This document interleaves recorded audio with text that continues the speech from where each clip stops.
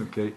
Today's date is August the 29th, 2007, and this is an interview with Sergeant Richard Disney, a member of the 99th Infantry Division during World War II at the Battle of the Bulge, what's referred to as the Battle of the Bulge. If you would, Mr. Disney, please just tell us your story, if you would, about your experiences during the Battle of the Bulge. That's right. Yeah. Well, the Battle of the Bulge started, I think, on December the 15th, 1944. Yes, that's correct. We were stationed along the line, the Belgian border line, along the Siegfried line, about 1 mile from Krinkelt, a little town sitting back on the hill. The morning of the Bulge, the Germans fired a terrific barrage. It covered practically the whole front in that area, and it just shook everything up, knocked out all our communication line, and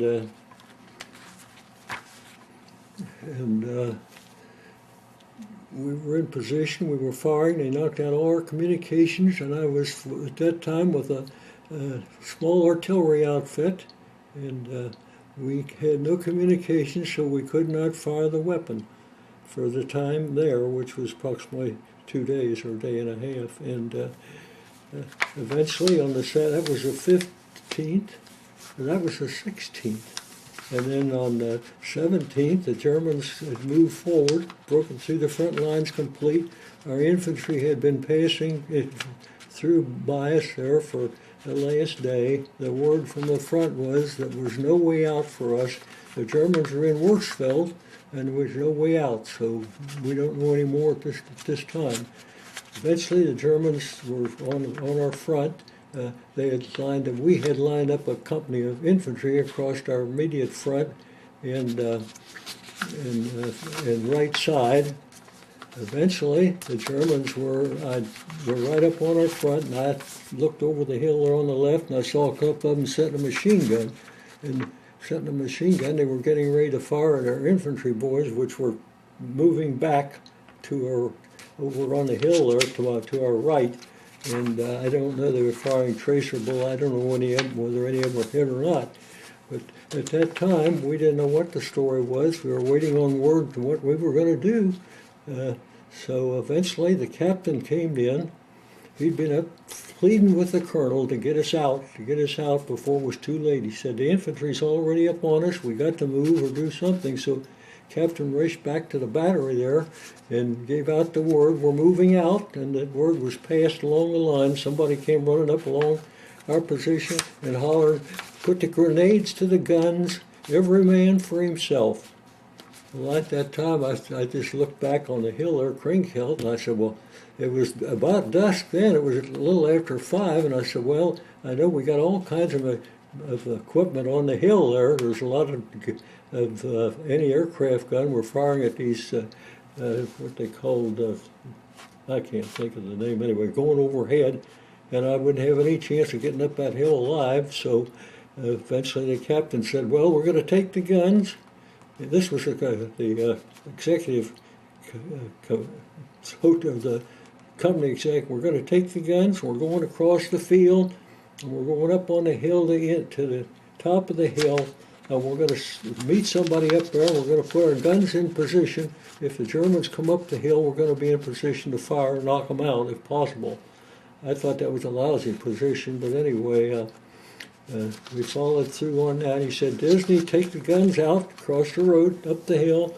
So I got in the Jeep there in front and standing up, and we laid down across the field.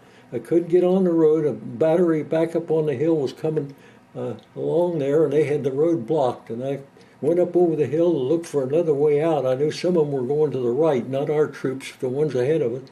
And the Germans must have spotted me because they started throwing artillery. I took one shell to my right and one to the left, and I got out of there real fast down the hill and talked the truck driver into the other outfit into turning his gun, moving his gun, and back into the field, and so we could get out and then they could follow us out. Well, that happened, and we took off up the hill, and we were in a bad position. Apparently the Germans were had seen us going up the hill. Where they were stationed, we have no idea.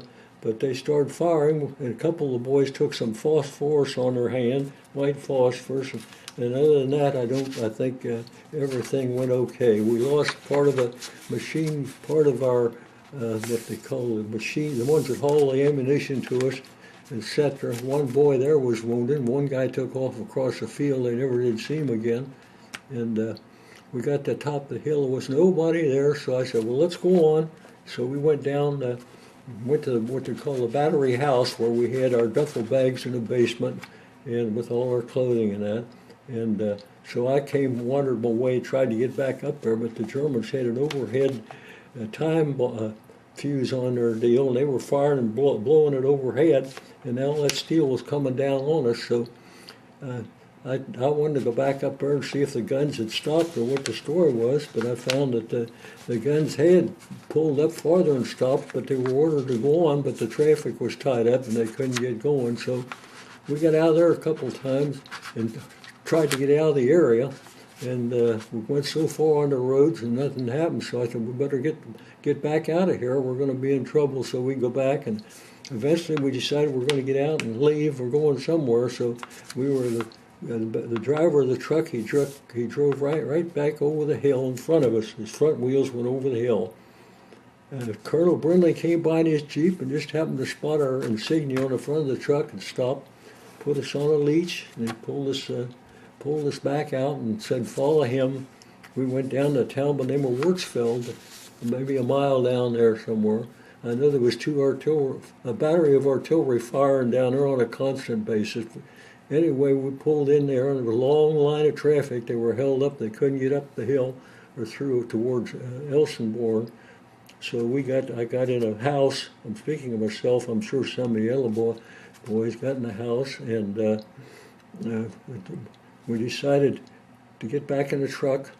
So we get back in there, and the Germans hit again with artillery in there all over the place. So we run back to the basement, and I think 2 or 3 times we repeated that, and finally they moved far enough out of town that the Germans weren't bothering with their artillery, because they were firing right on the main part of town, which was one main street both ways.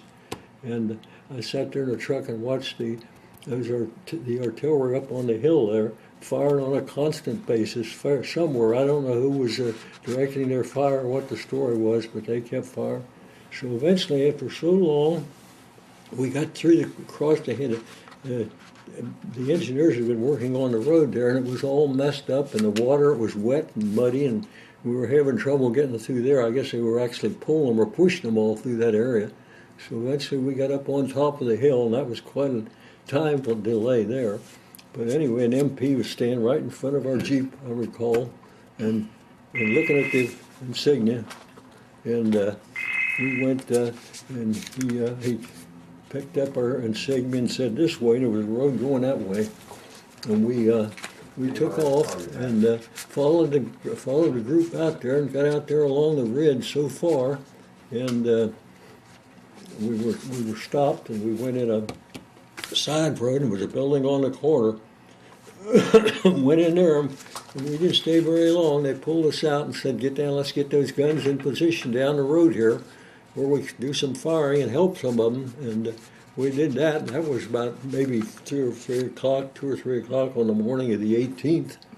And so we did that, and we got in position and dug our holes and everything, and got everything lined up and ready to fire. And then an order came through that we get grenades, and there's trucks coming. You're going to haul you down the line farther.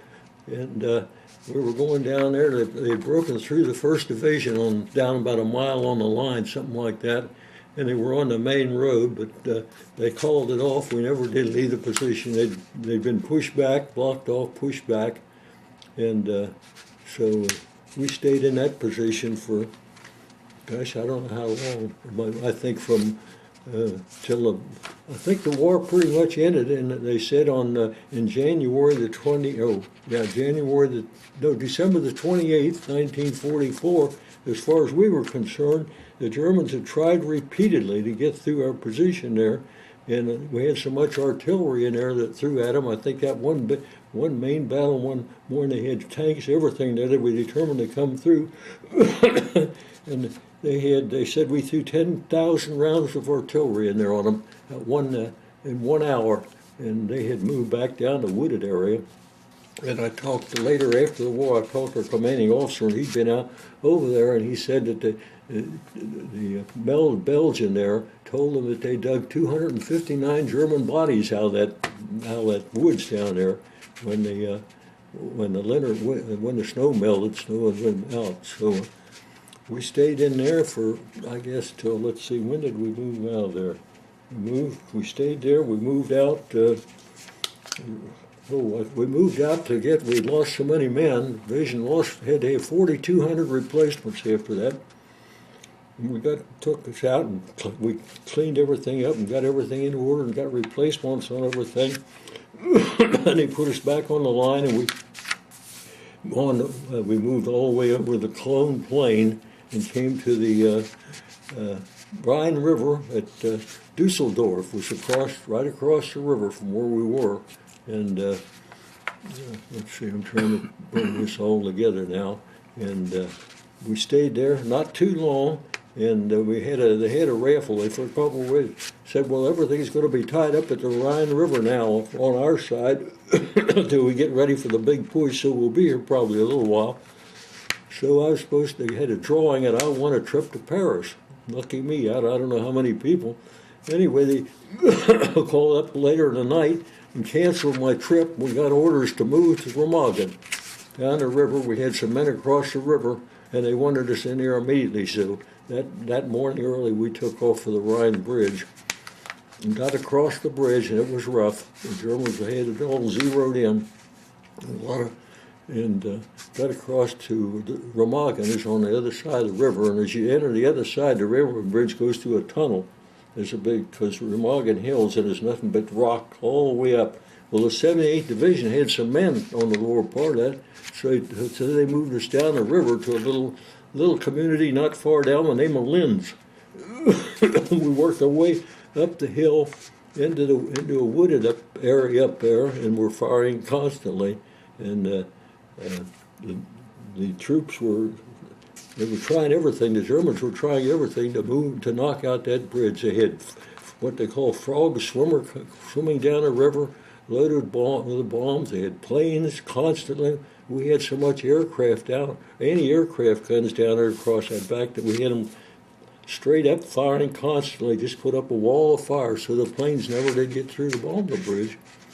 But we were up there for a while. Then we crossed into Germany proper. And we didn't fire much after that. We moved a lot, but we didn't have the guns and hook much. And at that time, there was a lot of people on the road heading home from Germany. They had packs. They were pulling their things on anything they could get, or they were carrying it, anything to get back to their homesteads, wherever that was in some other country. But we went down to a town by the name of Wetzlar. That was our first stop, really. And there was a train had come through there from Camp Limburg. That was about, I don't know how many miles to the west towards the river Rhine. And they had, Germans had loaded a lot of prisoners that couldn't walk or anything on there, and I think they pulled about 6 or 7 dead ones off the train, already passed out. And we left that place then and went to Siegen. That's about, I guess 10 miles on another town, 10, 12 miles. And there we got orders. We were going up to the Ruhr pocket, where they had the Germans, where they had them tightened in there, and they were trying to get out the bottom. We went up there, and there's a temple, the name of Iserlohn there, is where we eventually worked up to, and they had surrenders. All the Germans surrendered, and I think they took 30,000 prisoners one day, they said. That sounds like an awful lot, so maybe it's 33,000, I'm not sure. But anyway, that ended, and then we got called down to, they were going to send us south, way down in Germany there, because it was word that the Germans were going to be down the mountains down there, and that was going to be their last stand. So we worked our way down there. We had to cross the the Danube River, and I think the Inn River, and there was another river in there, and some of them, the Germans were set up waiting for us there, so they took a pretty good beating there.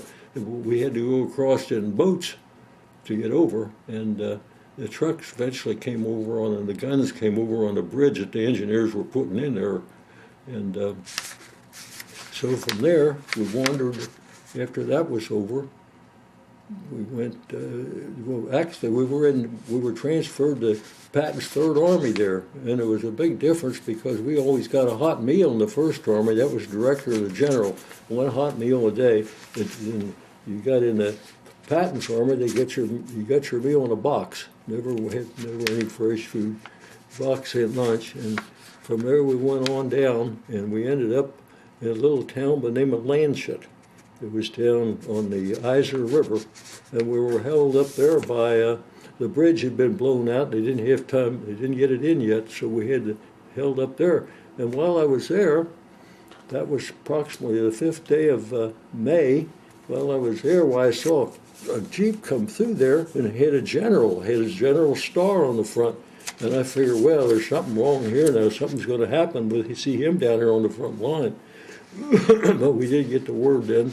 We finally crossed the river, went a couple miles, and were held up. Didn't do anything there. And then by the 8th, we got the word the war was over. So from then, we went, we held up there for a while. But that was right close to that Dachau German prison camp where there was a lot of problems, a lot of people, this and that, I don't know what.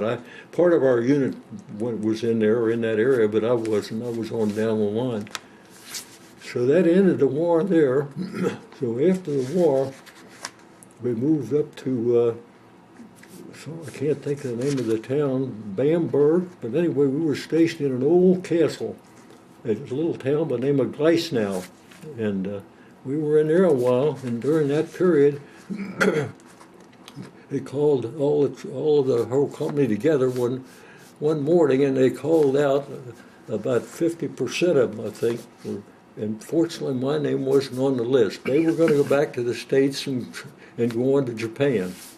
But so we stayed there. That was then we were part of we were becoming part of the occupation force in Germany. We were transferred to the 1st Infantry Division, which was stationed at Gunzenhausen, Germany.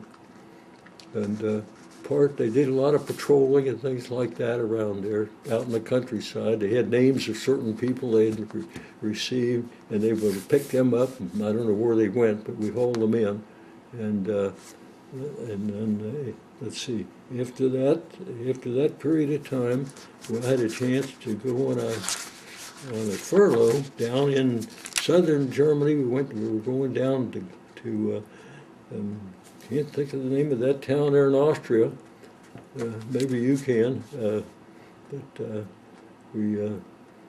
we stopped at a palace there out on a lake. Louis XIV, I think it was 14th. He had a home there, but he was never there. Big, a lot of people.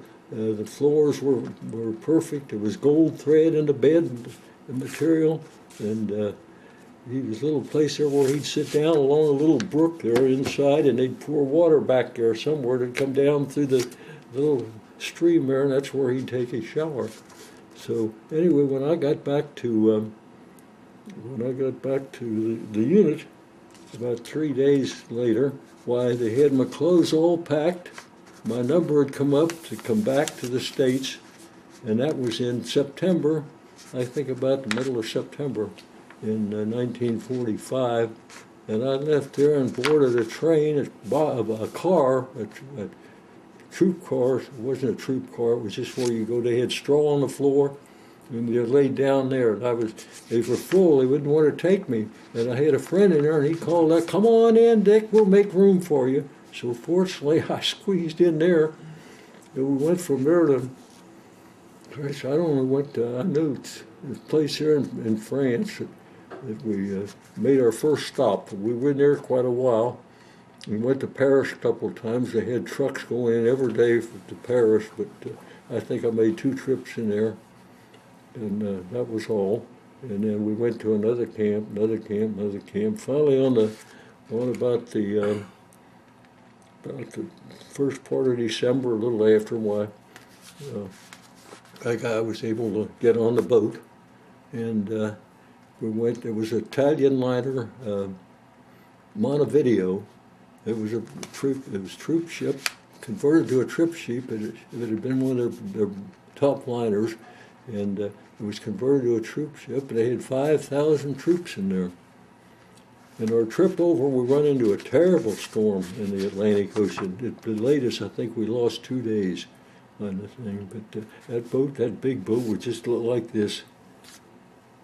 And a lot of boys were seasick. A lot of them were scared. You didn't know whether we were going to make it or not. And that's I'm probably one of them. But anyway, we got into New York Harbor one bright morning, and the sun was out, and there was a boat come out with a lot of gals on it, and they were giving us all the high signs of waving and everything like that. And we ended up beautiful. You look right up through New York, all the streets. We went on up the Hudson River for a ways and loaded on some trucks and went to Camp Shanks, New York, up on the Hudson. We were in there briefly. I don't know why, and then they hauled us to Indian Tap, Pennsylvania.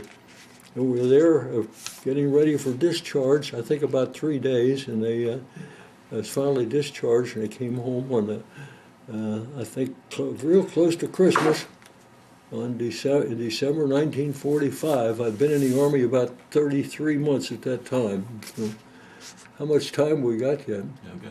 Okay. Plenty of time. What outfit were you in, and what regiment were you attached to?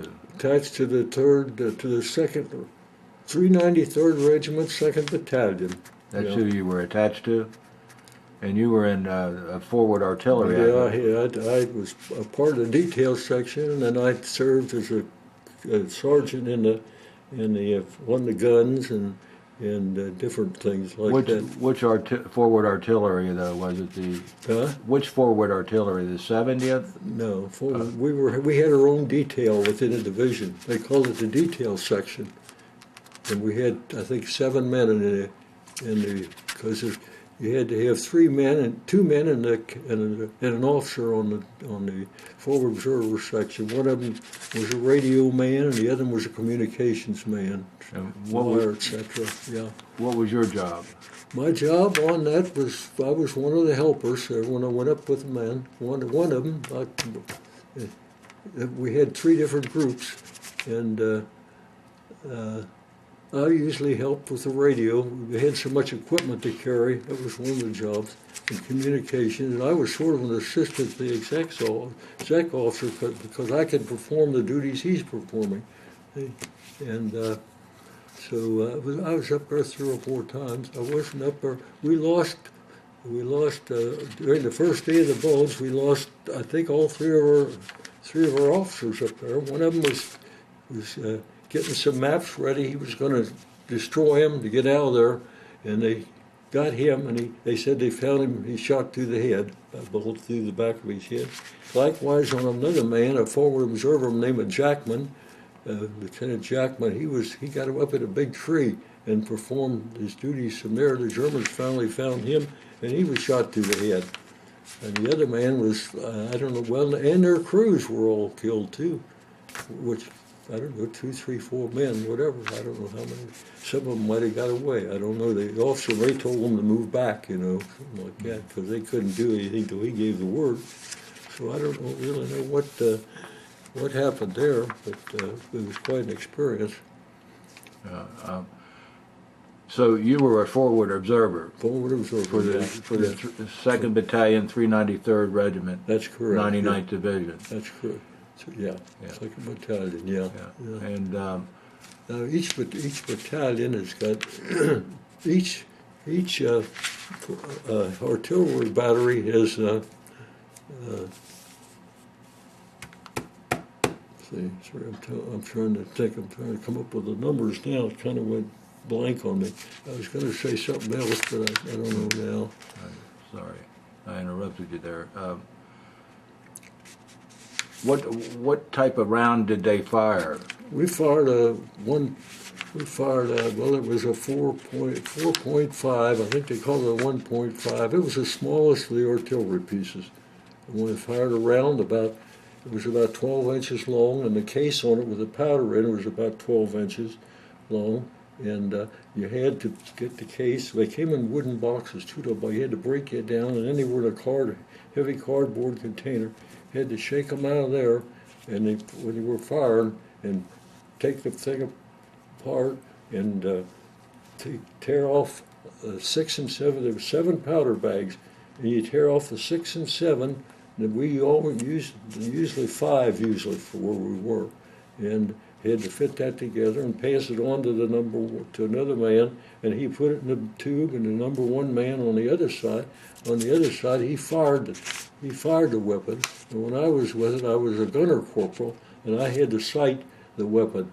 In other words, our position had been surveyed in, so we lined up on the front end, and then we had we fired 1 round when we hit a new position, 1 round to get the direction or where the round lands, and then you try to work it back to you're on a certain point, you know where you are, and then when you're giving your instructions in the fire direction center, you say right so far to try to get right in the center where you want to be, and they make the arrangements and called into the battery. It's all done by communication, yeah.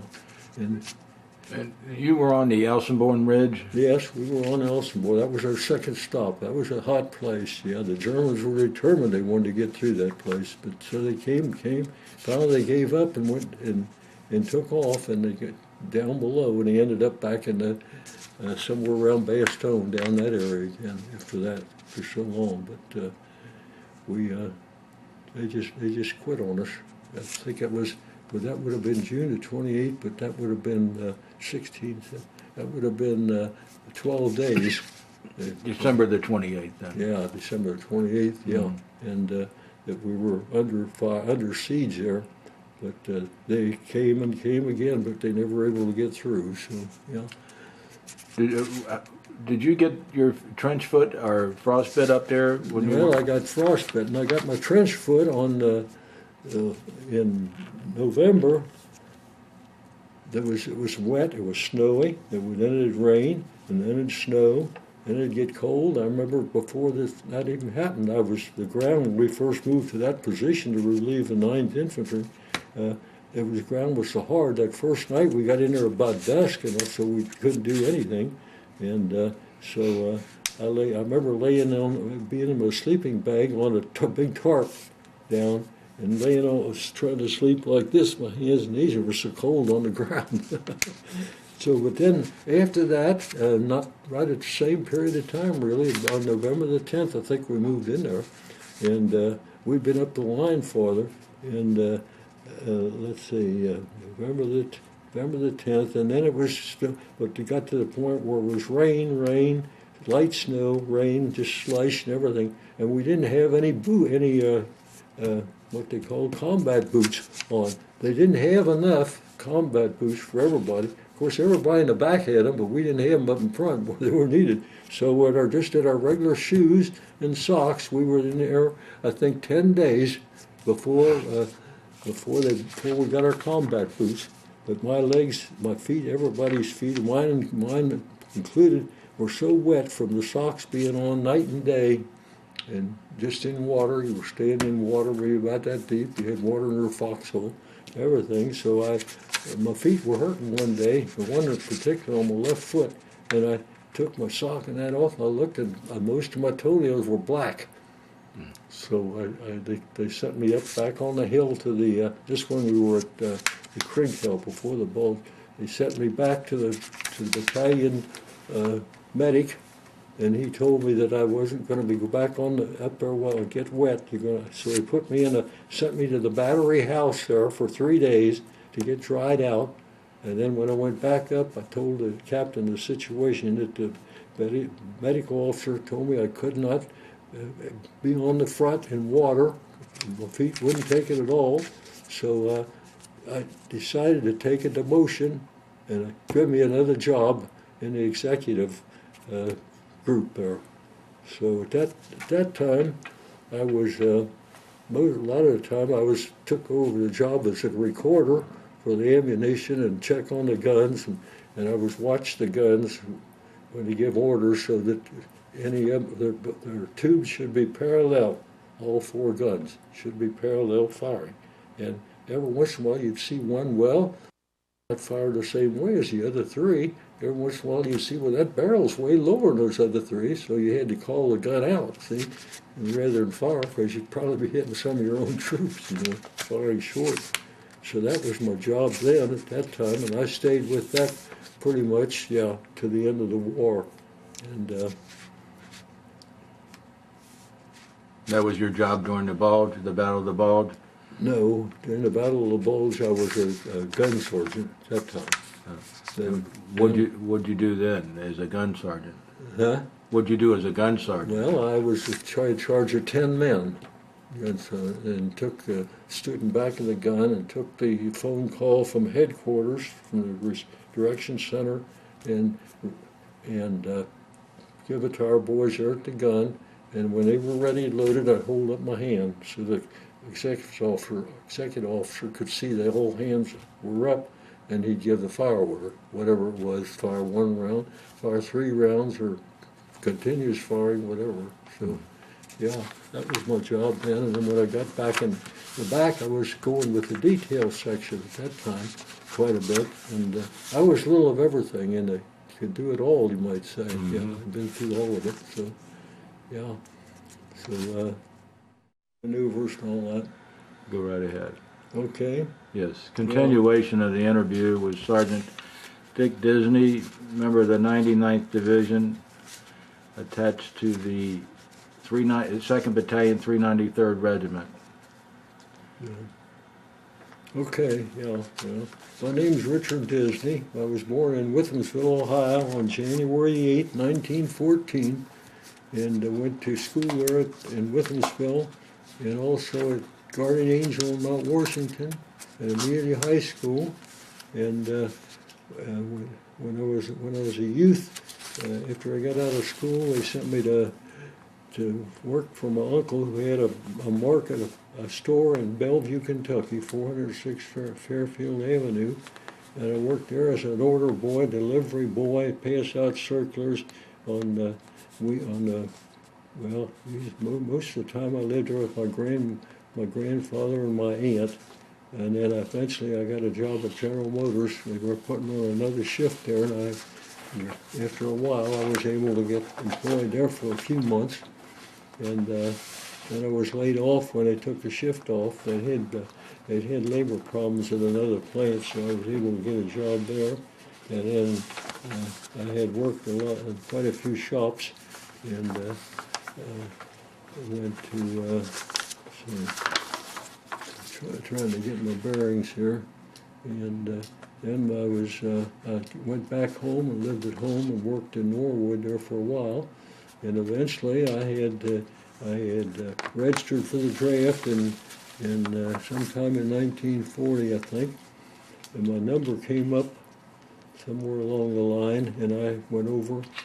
I found out I was going to be taken in the next month through a friend, and so I went over and volunteered for service 1 month early. I went in the Army and was got on a train at Batavia. They hauled us around and dropped us off down there in Upper Newport. We got on trucks, went out to Fort Thomas, and stayed there about 3 days. And they were shipping us out. Nobody knew where we were going. I had a cousin that was working there at that time because they couldn't get shoes to fit him. He told me when we went through the line to get her, he said, "You're going to Camp Van Dorn, Mississippi." So we followed through on that. We arrived at Centerville, Mississippi. We'd come down on the train, and we were on the Mississippi and Yazoo Railway. Came out of Memphis.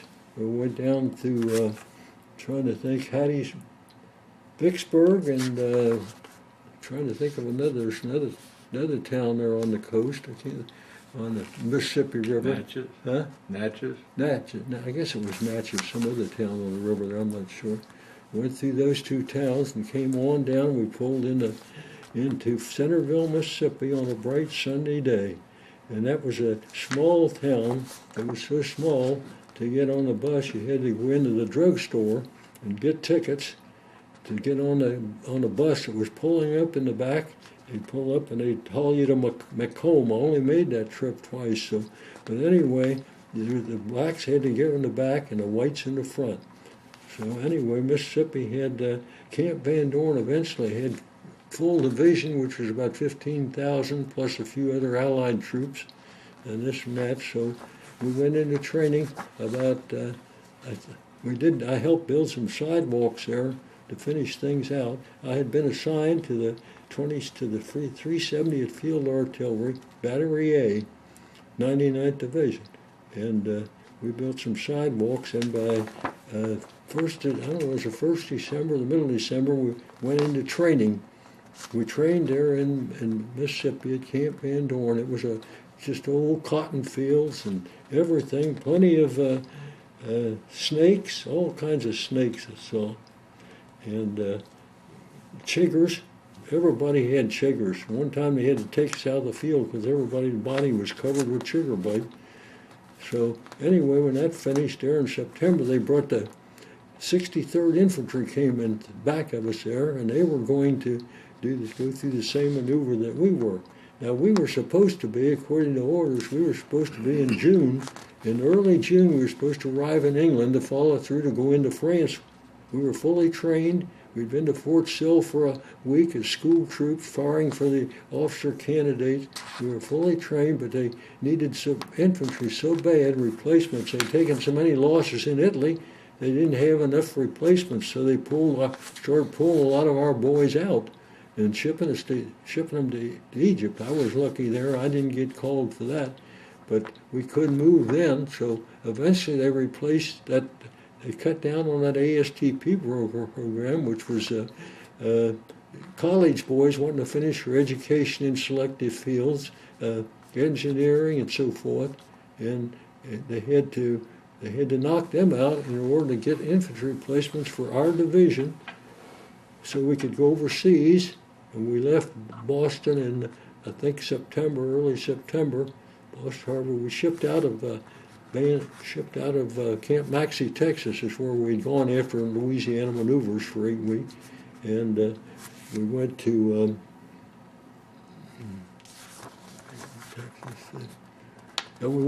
Camp Maxey, Texas. From there, we got in there, I think, early part of December, and continued our training. And eventually we got replacements in there and got filled up, and then we were going to load up at Boston to go overseas. So we left there in groups, equipment and everything, and went up around. I think we went through Canada. They shipped, and some of them went through Atlanta and all around to get into Camp Miles Standish there, just above Boston. So there's where we ended up, and we were in there about a week or 10 days. And prepared to board the boat, so that on that given day we moved down. I think we went down in trucks to Boston, then got out and marched down into the yards and Navy. We had full equipment on. I remember when going up the gangplank, you stop there, and the man calls out your name and so forth, and you verify you're there. That's like telling them you're on the boat going over. They got that far. So we landed around, there's a main seaport there on the coast of France. I can't think of the name of it now, but it's pretty well beat up. But we pulled in there. Well, we went to England first. We were in England for about 2 weeks, getting everything ready, and loaded on the boats, or small boats, landing craft, and came into France and on into Belgium eventually. And there's where we went on the line and went on through. I can't think of anything else to add now. You got some questions? Yeah. You said that when you got on the bus down there to go out to the for basic training that there were black troops with you. There were black. No, no black troops. No, No. I think I said that we're talking about the town where I said Right. you went to the drugstore to get your ticket for the bus, and you went out the back door, and there was a yard back there. Right. Both pulled in there, and the blacks get in the back, and the whites get in the front. Right. And that's what. Now, did you have any black troops going through basic training when you went through? No. Do you recall any racial problems that Well, they had? there was a story about they had some racial problems up front, and I don't know what happened. Nobody did, I guess. Anyway, they changed commanding officers then. I can't think what our first commander's name was. I don't know what happened to him. They brought in General Walter E. Lahr, who was been in the First World War as a young lieutenant. He'd been in Africa with one of the divisions there. They brought him back in the States and he was our company command. 90 division commander. Yeah, so we went with him through the war. He lived in California. Yeah. Yeah, at the place I have read that there was some racial problems at the base down in Mississippi that you went through basic training at, but you don't. That's what they said, but I don't know anything about it. Yeah, it was stated at that time, but as far as the incident was concerned, I think there might be some truth to it because at that time they changed division commanders, and the other man was out. I don't know what happened to him. We had a division commander, and we had an assistant commander. His name was, I don't even know now. I don't think I ever saw him. Yeah. Well, I think he did come speak to us once and told us about our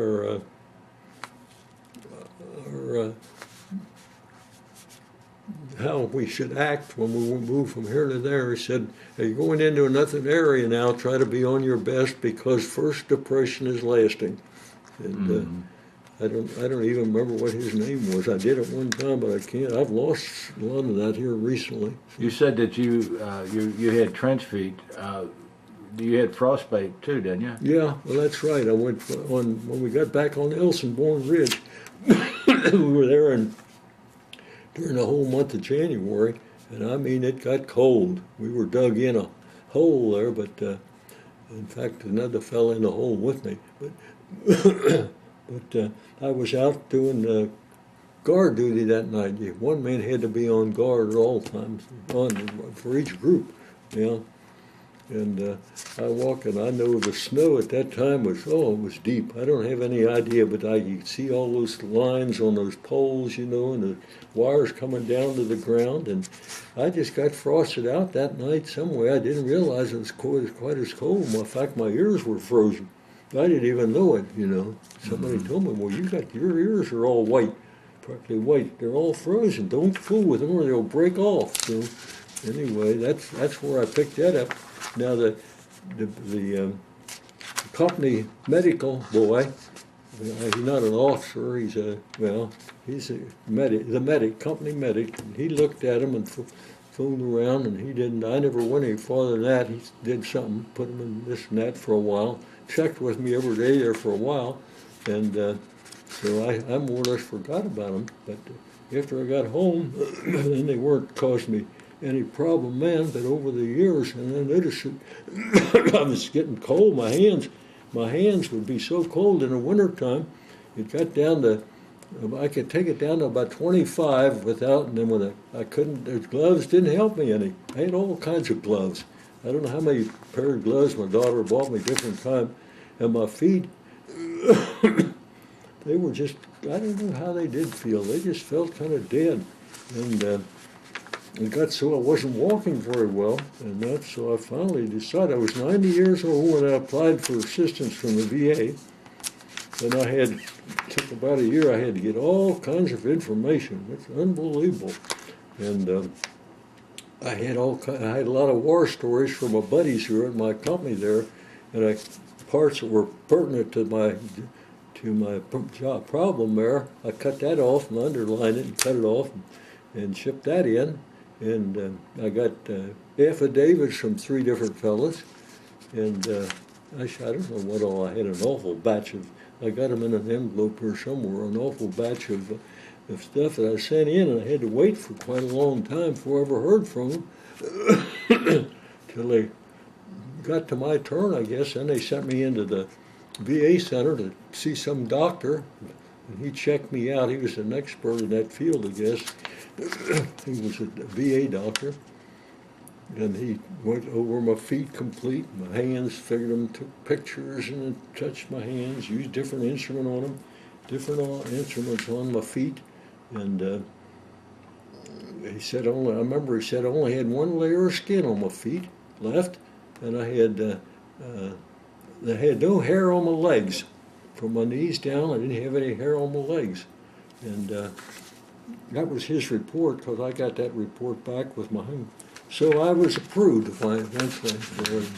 They sent me a check for, at that time, back check till when I first set in for it. And that was, I think, November or December, and I sent me a check back to when I first it was about 10 or 11 months. They sent me a check for the amount for a total of $13,000 and some dollars, initial payment up to that, from back here up to there. And then they give me, right now, it's up to $1,319. A month? Yeah, a month, yeah, I get that. And now I've got another thing at a request of my VA doctor. It's not the same doctor I went to before, but my hearing's so bad, getting worse, and spending time on that artillery piece. With all that, you'd aim it sighted, I'd have to get down my ear right against the tube, and that thing fired a shell. I think maximum distance we could fire was 7 miles, but we usually kept it into 3 to 5 miles distance if we could.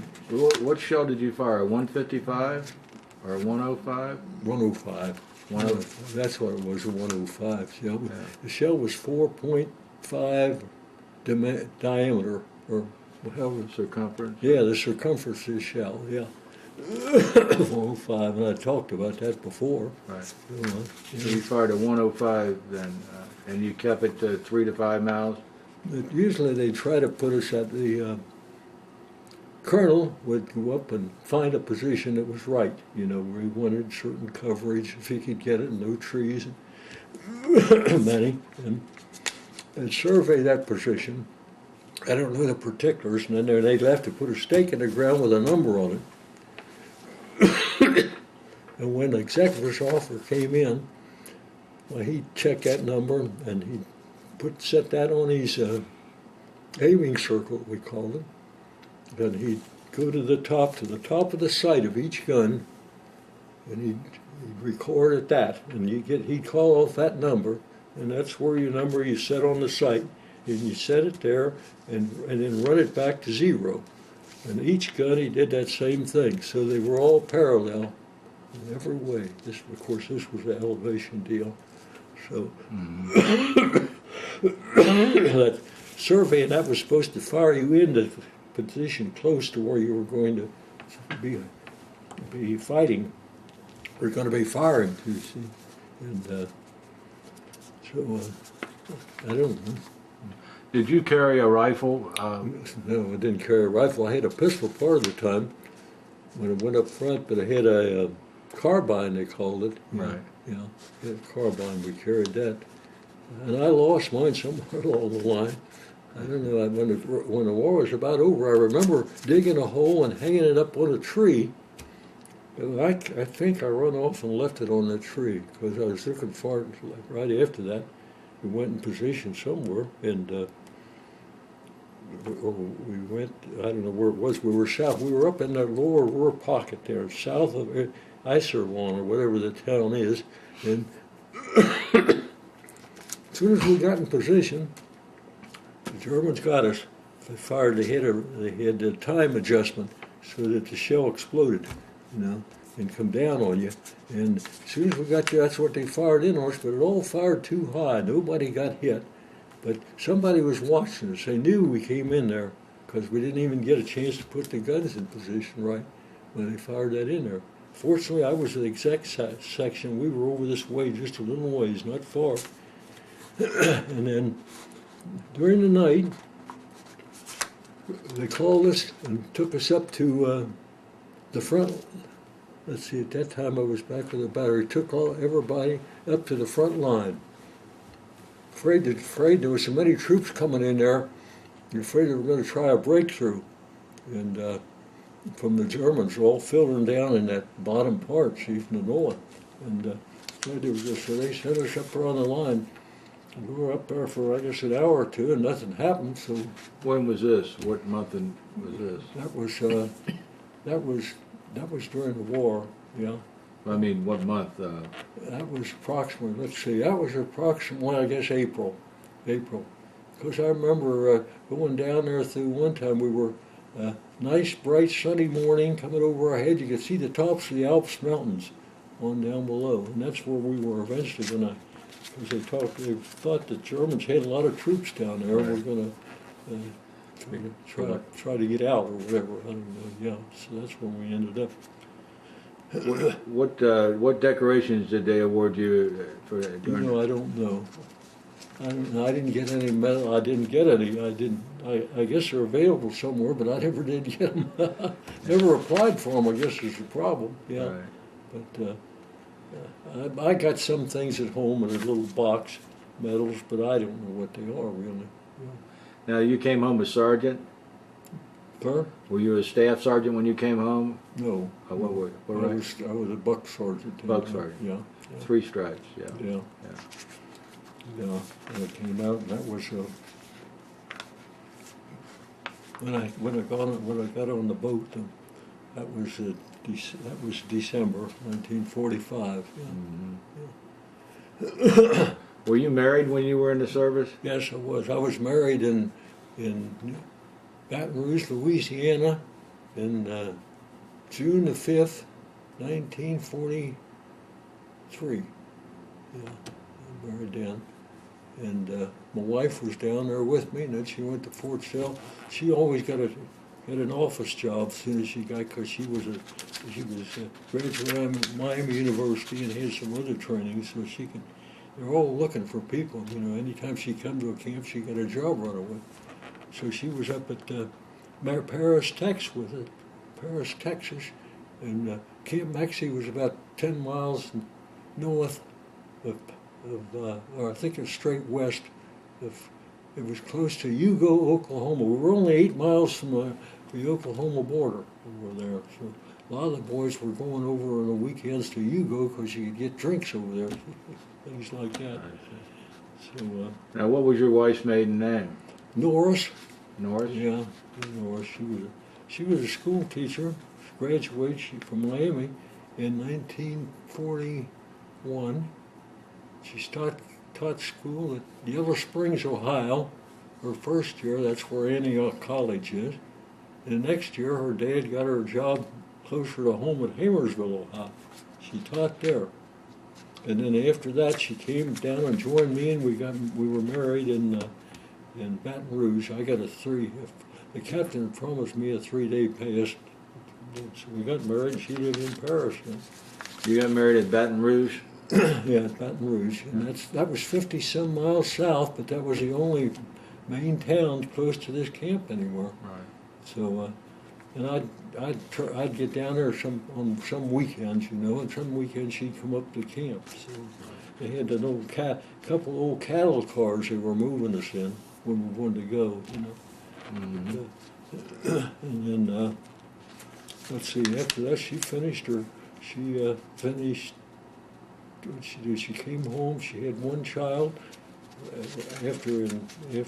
Right before I don't know, sometime after she got home, and I went overseas, and it was right away. Actually, I think not right away, but close to when I went in, and so then I had another one after I got home. Jennifer and Melinda is their names, and they were both graduates of Ohio State.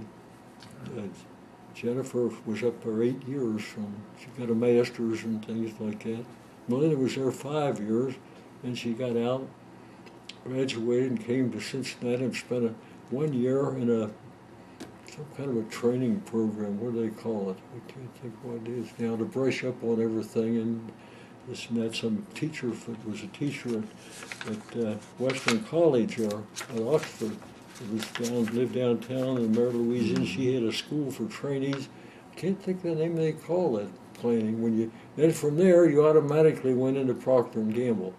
They took all the people when they graduated from there. Right? So she worked for Procter and Gamble about a year, and she didn't get along with her boss very well. He was doing this and that. He wasn't very busy. He'd been there quite a long time, and they sort of made a job for him. Put her in there. When she typed something, before he'd send it out, he'd put it up to light, see if he could see any marks on it. All that kind of stuff. Well, she finally took him into the office. He was a hothead, hard head, still is.